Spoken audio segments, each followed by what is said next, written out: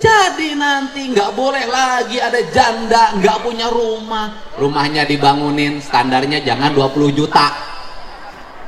Kenapa saya nggak setuju rumah rakyat miskin standarnya 20 juta? Kenapa saya nggak setuju kloset orang kaya harganya 150 juta? Jam tangan menteri harganya 2 miliar. Assalamualaikum warahmatullahi wabarakatuh. Kali ini Kang Deddy Mulyadi bersilaturahim berkunjung ke daerah Jawa Tengah. Di situ beliau berpidato atau menyampaikan beberapa hal, termasuk yang selalu ada di mindsetnya rakyat kecil, orang miskin, dan janda-janda atau anak yatim piatu. Beliau berpesan untuk membangunkan sebuah rumah dari janda-janda dengan daripada aset APBN. Tidak mungkin, beliau katakan, tidak mungkin dana APBN dari kota, dari provinsi tidak cukup. Beliau sangat marah luar biasa dengan menggelegar suaranya. Dana 25 juta, anggaran 25 juta hanya untuk rumah itu tidak bisa. Padahal jam tangan menteri harganya 2 miliar. Bayangkan, jam tangan menteri cuma jam tangan 2 miliar. Beliau katakan kloset, yang lebih parahnya kloset orang kaya, kloset seorang pejabat di situ tertera seharga 150 juta. Bukan cuman itu, daripada uang BTS, uang anggaran negara sebanyak 8 triliun, sekarang uangnya entah kemana. Beliau katakan seperti itu, sangat luar biasa, sangat elegan, menggelegar suaranya.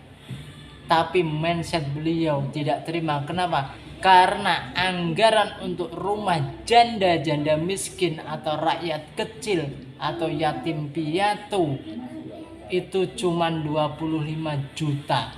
Itu pun masih ada potongan-potongan yang lain.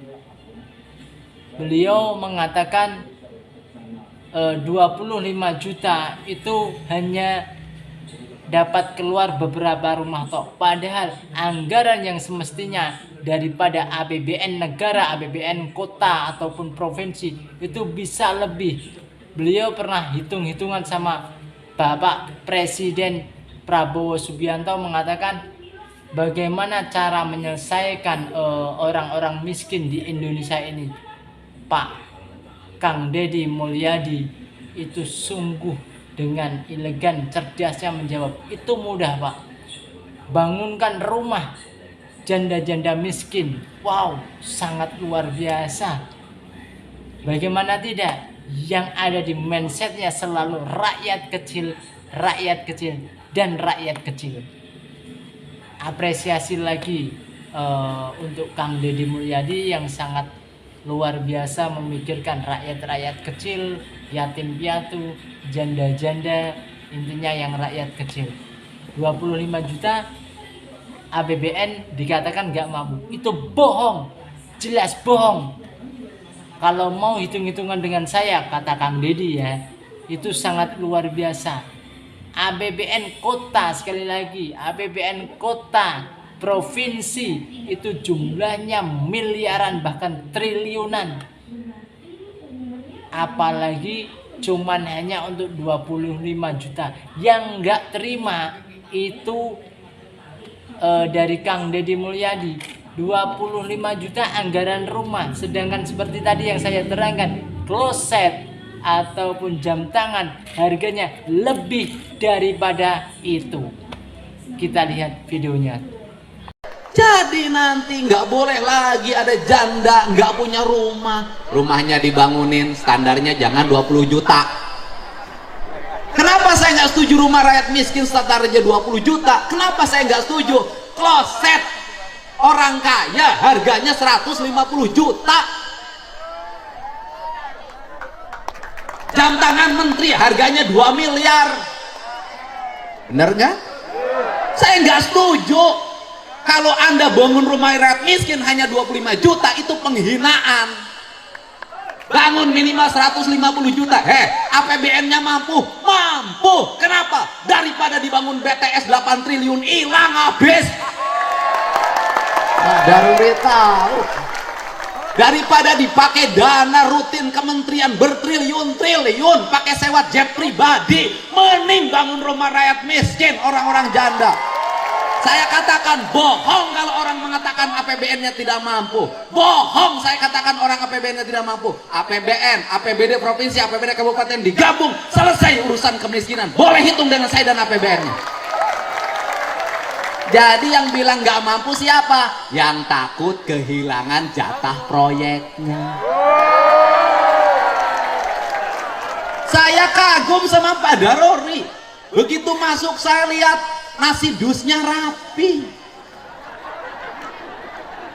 Anda kagumi pemimpin seperti itu. Begitu dibuka, saya langsung makan. Ini apa? Nasi bakar. Nasinya hari ini terbakar. Besok hati kalian yang aku bakar. Seneng. Begitu masuk tendanya rapi.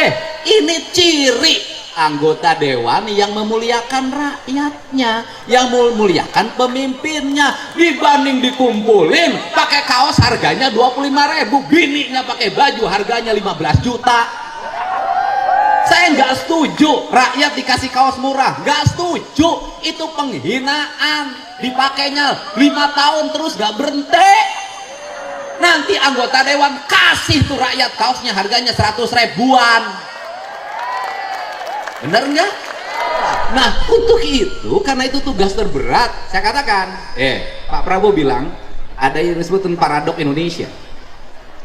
Apa itu paradok Indonesia? Emas kita penghasilannya tinggi, bauksit tinggi, nikel tinggi, duitnya kemana? Batu bara tinggi, duitnya kemana? Duitnya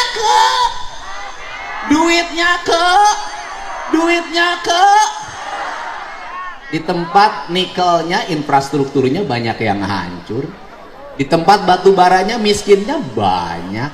Yang menikmati hanya beberapa orang. Ke depan yang harus mengendalikan siapa? Sempurnakan hilirisasi yang digagas oleh Pak Jokowi. Nanti sempurnakan pajaknya, jangan ditilep sebagian.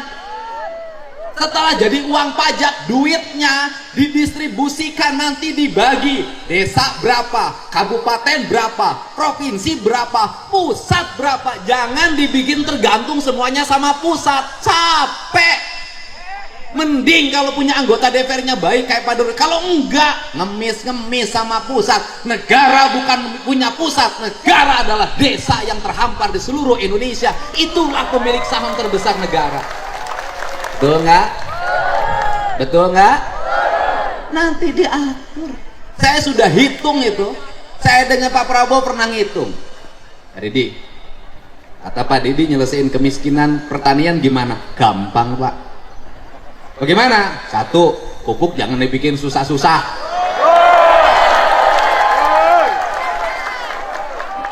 Ya jangan dibikin susah-susah. Bikin pupuk susah banget, aturannya banyak banget. Bikin yang sebanyak-banyaknya, negara rugi, nggak apa-apa asal petani untung.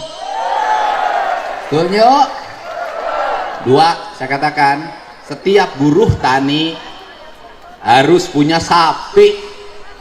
Bantuan sapinya jangan kayak kemarin-kemarin Pak, dari Kementan, kurus-kurus, tua-tua, nggak mau hamil lagi.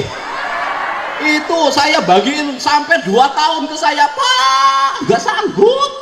Kenapa? Sapi saya nggak bunting-bunting. Mungkin sama kamu lakinya kurang.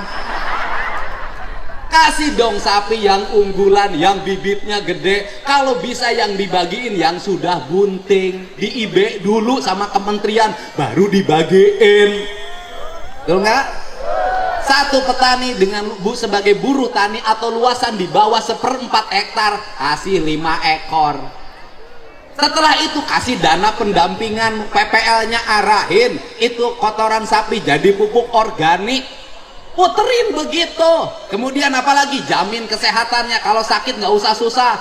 Bener rakyat pakai BPJS, bener, tapi banyak yang BPJS-nya nggak bisa bayar. Saya tuh kenapa Kang Deddy ngomong gitu? Tiap hari aku ngurus yang begitu. Masuk rumah sakit BPJS nggak ada, bayar dulu. Masuk rumah sakit, di rumah sakitnya nggak bisa nungguin. Kenapa? Berhenti kerja ngebecanya. Bener nggak?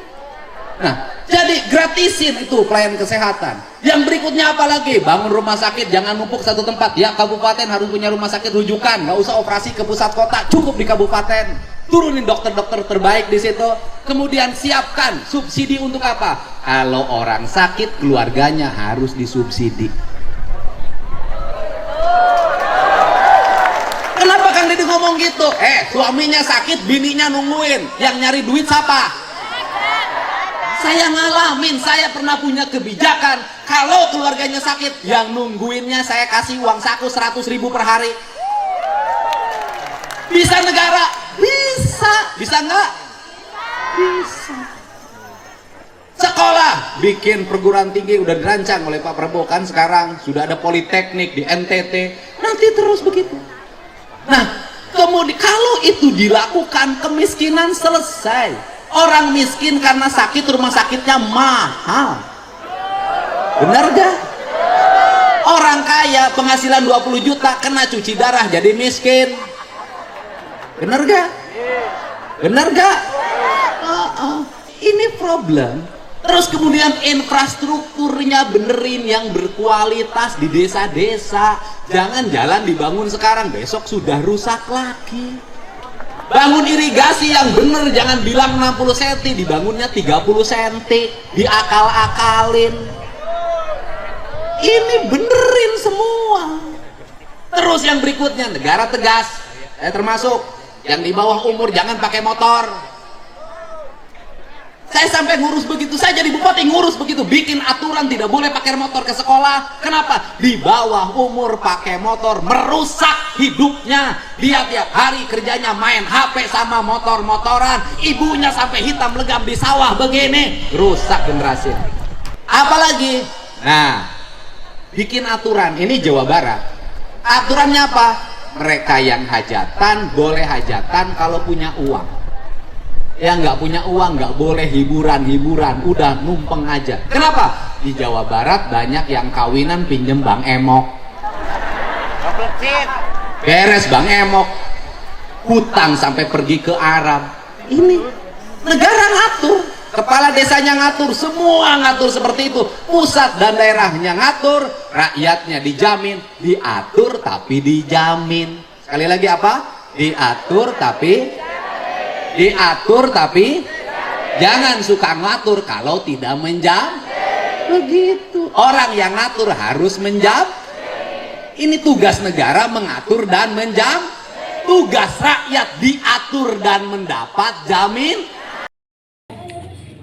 Bagaimana saudara-saudaraku setanah air, sebangsa, senegara, setelah kita lihat beberapa cuplikan atau obrolan-obrolan sambutan pidato daripada Kang Deddy Mulyadi setelah tahu anggaran-anggaran publik hanya untuk jalan, tapi akhirnya jalan masih rusak, anggaran untuk pembangunan laut masih ada banjir banyak, banjir rob. Untuk yang rumah, sekali lagi, untuk rumah janda miskin atau rakyat kecil 25 juta beliau katakan. Tapi pejabat-pejabat menteri atau orang kaya itu hanya ketika beliau ngomong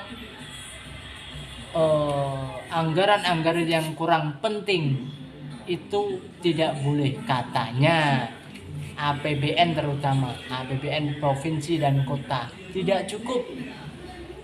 Mereka ngomong hanya mereka yang tidak mau kehilangan proyek-proyek tertentu yang takut mengeluarkan dana APBN itu tidak cukup. Padahal kalau dihitung-hitung APBN kota dan provinsi saja itu sudah melebihi daripada target hanya 25 juta per rumah. Bayangkan saudaraku, bagaimana kalau cuman 25 juta itu kali berapa tiap kota? Tidak ada 1 triliun kemungkinan. Sedangkan rakyat-rakyat yang membutuhkan itu lebih penting daripada anggaran yang kurang berkepentingan untuk rakyat kecil. Terima kasih, semoga video bermanfaat. Warga Jawa Tengah selalu respect kepada Kang Deddy Mulyadi. Salam.